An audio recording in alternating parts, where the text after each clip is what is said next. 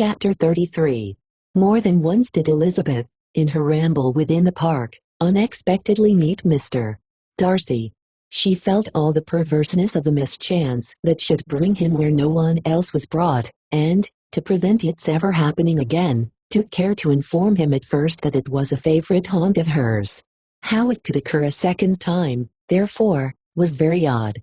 Yet it did, and even a third. It seemed like willful ill-nature, or a voluntary penance, for on these occasions it was not merely a few formal inquiries and an awkward pause and then away, but he actually thought it necessary to turn back and walk with her. He never said a great deal, nor did she give herself the trouble of talking or of listening much, but it struck her in the course of their third rencontre that he was asking somewhat unconnected questions, about her pleasure in being at Hunsford, her love of solitary walks, and her opinion of Mr. and Mrs. Collins's happiness, and that in speaking of Rosings and her not perfectly understanding the house, he seemed to expect that whenever she came into Kent again she would be staying there too. His words seemed to imply it. Could he have Colonel Fitzwilliam in his thoughts? She supposed, if he meant anything, he must mean an allusion to what might arise in that quarter.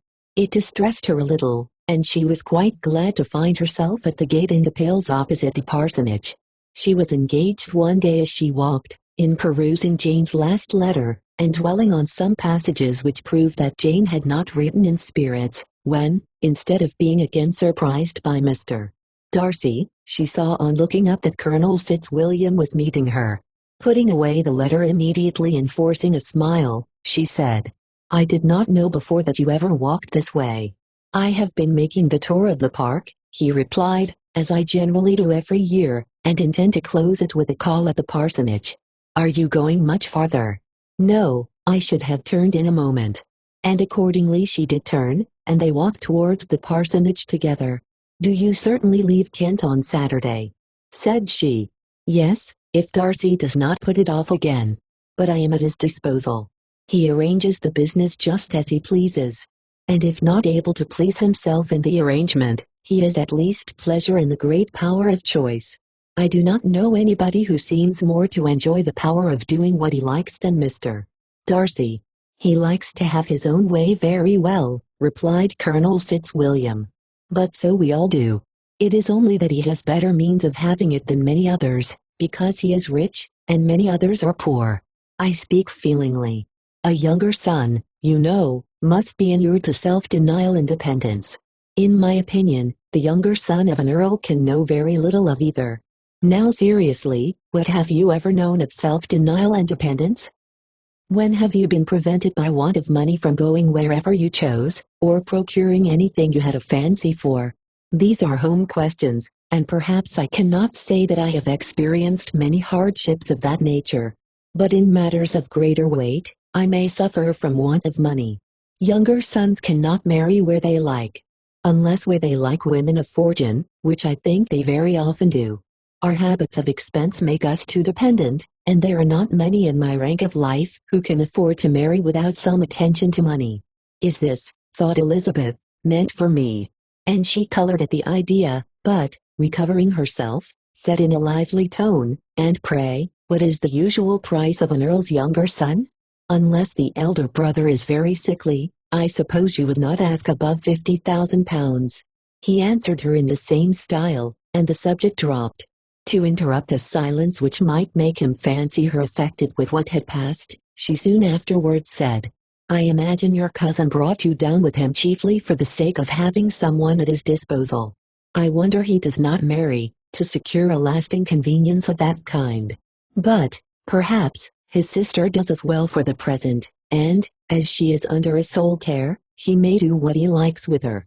"No," said Colonel Fitzwilliam, "that is an advantage which he must divide with me.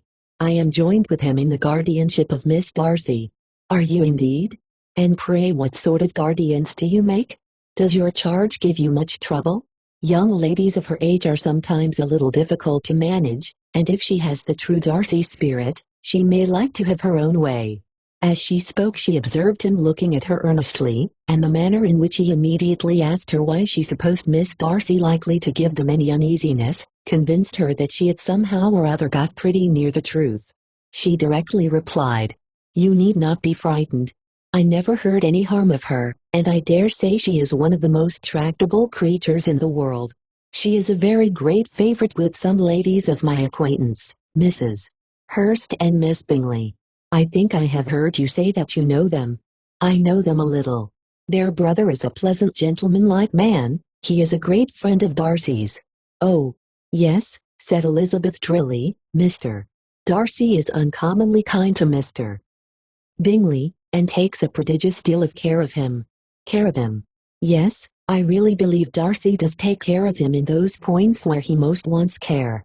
From something that he told me in our journey hither, I have reason to think Bingley very much indebted to him. But I ought to beg his pardon, for I have no right to suppose that Bingley was the person meant. It was all conjecture. What is it you mean? It is a circumstance which Darcy could not wish to be generally known, because if it were to get round to the lady's family, it would be an unpleasant thing. You may depend upon my not mentioning it. And remember that I have not much reason for supposing it to be Bingley. What he told me was merely this, that he congratulated himself on having lately saved a friend from the inconveniences of a most imprudent marriage, but without mentioning names or any other particulars, and I only suspected it to be Bingley from believing him the kind of young man to get into a scrape of that sort, and from knowing them to have been together the whole of the last summer. Did Mr. Darcy give you reasons for this interference? I understood that there were some very strong objections against the lady. And what arts did he use to separate them? He did not talk to me of his own arts, said Fitzwilliam, smiling. He only told me what I have now told you. Elizabeth made no answer, and walked on, her heart swelling with indignation. After watching her a little, Fitzwilliam asked her why she was so thoughtful. I am thinking of what you have been telling me, said she. Your cousin's conduct does not suit my feelings. Why was he to be the judge? You are rather disposed to call his interference officious. I do not see what right Mr. Darcy had to decide on the propriety of his friend's inclination, or why, upon his own judgment alone, he was to determine and direct in what manner his friend was to be happy. But, she continued, recollecting herself, as we know none of the particulars, it is not fair to condemn him. It is not to be supposed that there was much affection in the case. That is not an unnatural surmise, said Fitzwilliam, but it is a lessening of the honor of my cousin's triumph very sadly.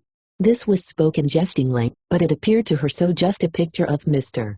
Darcy, that she would not trust herself with an answer, and therefore, abruptly changing the conversation talked on indifferent matters until they reached the parsonage.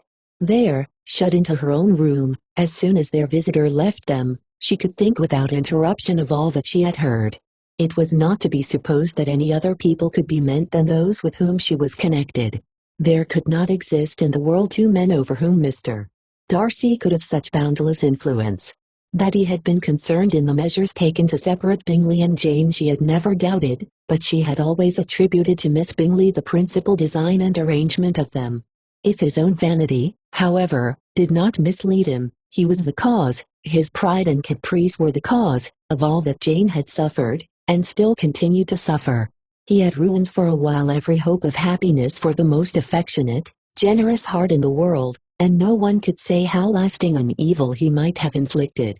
There were some very strong objections against the lady, were Colonel Fitzwilliam's words, and those strong objections probably were, her having one uncle who was a country attorney, and another who was in business in London.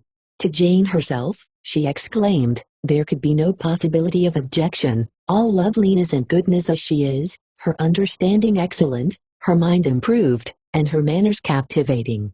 Neither could anything be urged against my father, who, though with some peculiarities, has abilities Mr.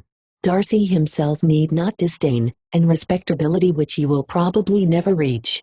When she thought of her mother, her confidence gave way a little, but she would not allow that any objections there had material weight with Mr.